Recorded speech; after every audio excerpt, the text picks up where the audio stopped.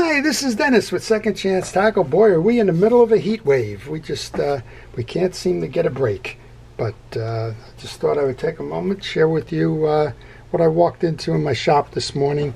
And no, I'm not always organized, and no, it's not always camera ready and presentation worthy.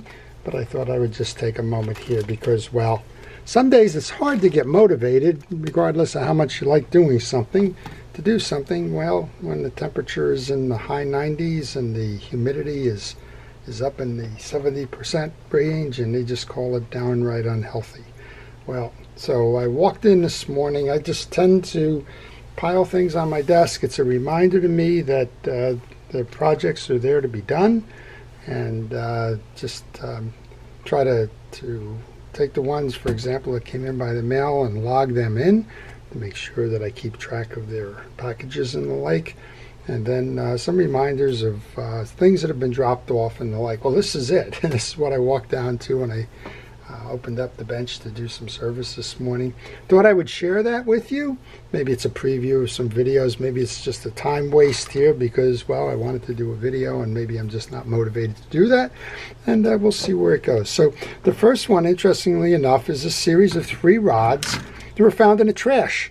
Well, 2 of them were found standing up in a trash can by my grandson. He said, of course, he asked me, can I repair them? And I'm always up to give it a second chance.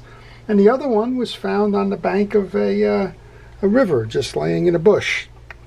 I don't know if somebody just became so frustrated with it that they just wanted to throw it away, or if it's broken, or what it is. I have no idea, but sometimes you just want to bring home the lost puppy, if you will, and that's what I did. And that's this one.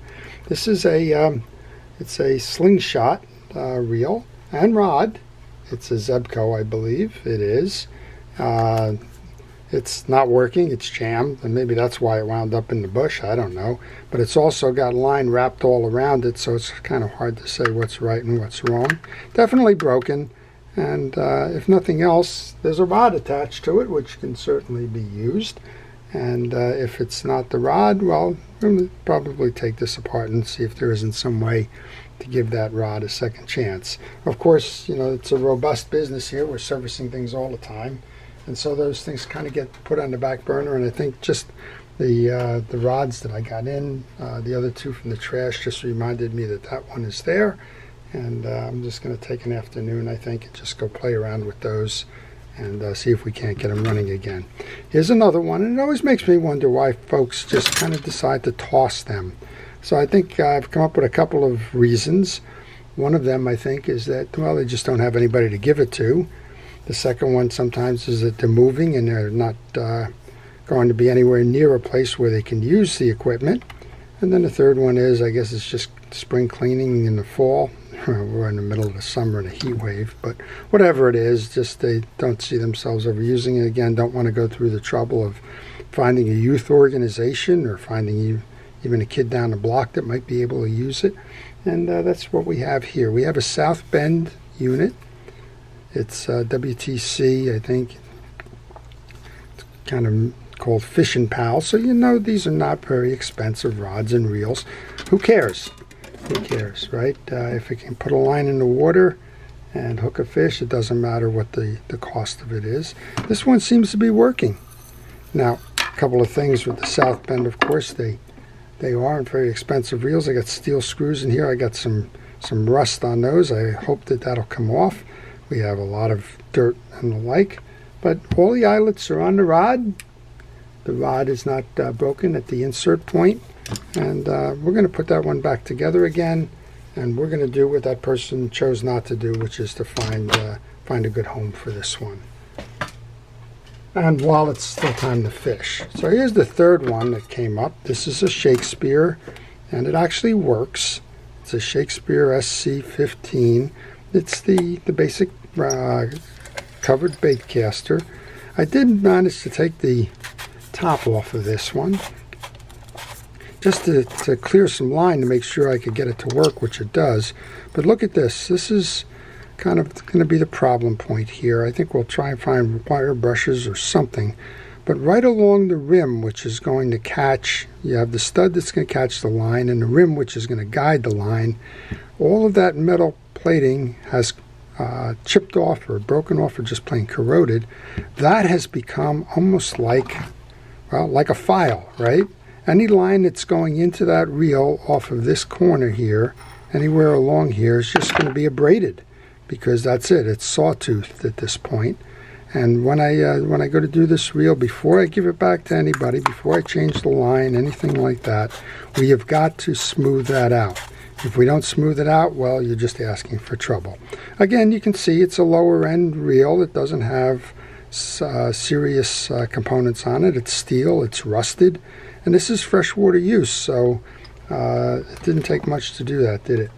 And again, we have two-piece pole. It's a Shakespeare Pro-Am pole, and it's going to be good in somebody's hands. We're just going to have to find out who that somebody is after we take care of business with that.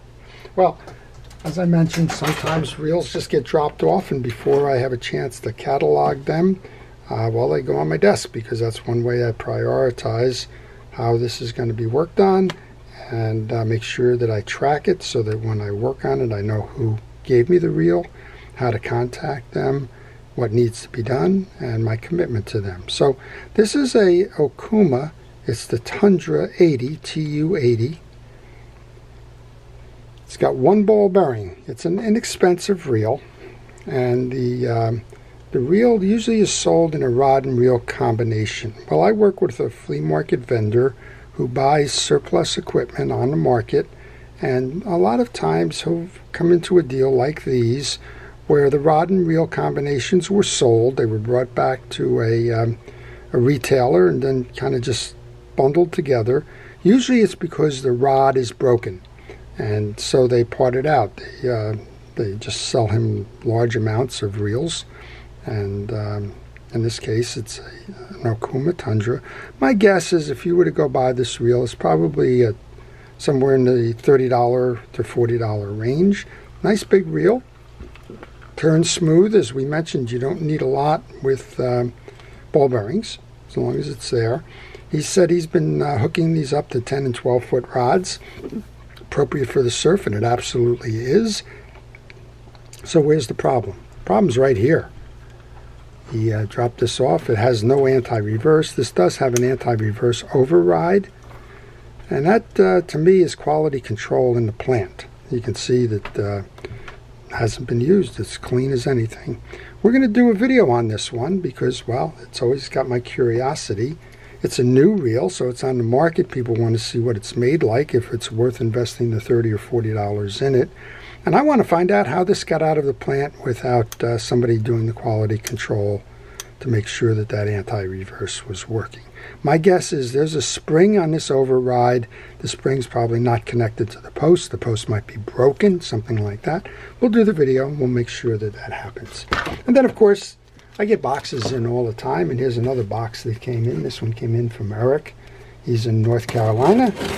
So we might as well open up and see what Eric's got here so that I can log this one in, and we can determine whether we're going to do a video on this one later.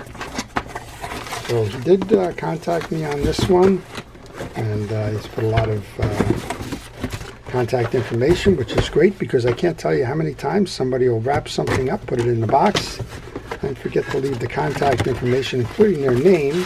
And well, then it's always fun. I usually wait for them to send me a message saying, "Did you work on my reel?" I worked on the reel. I didn't know it was yours. And we go from there. Well, we've got ourselves a Penn Spin Fisher. This is the 4500 SS. I think he was telling me he's got a skipping anti-reverse with this. Yeah, we've got a situation where it's only coming back to one section here. That shouldn't be. So something's going on in that anti-reverse. And we'll try and get it straight for him. If you can see, it's only stopping occasionally, which means the anti-reverse dog is not working properly. We'll get that sorted out. Fortunately, the anti-reverse systems are still available for parts on many of these spin fishers.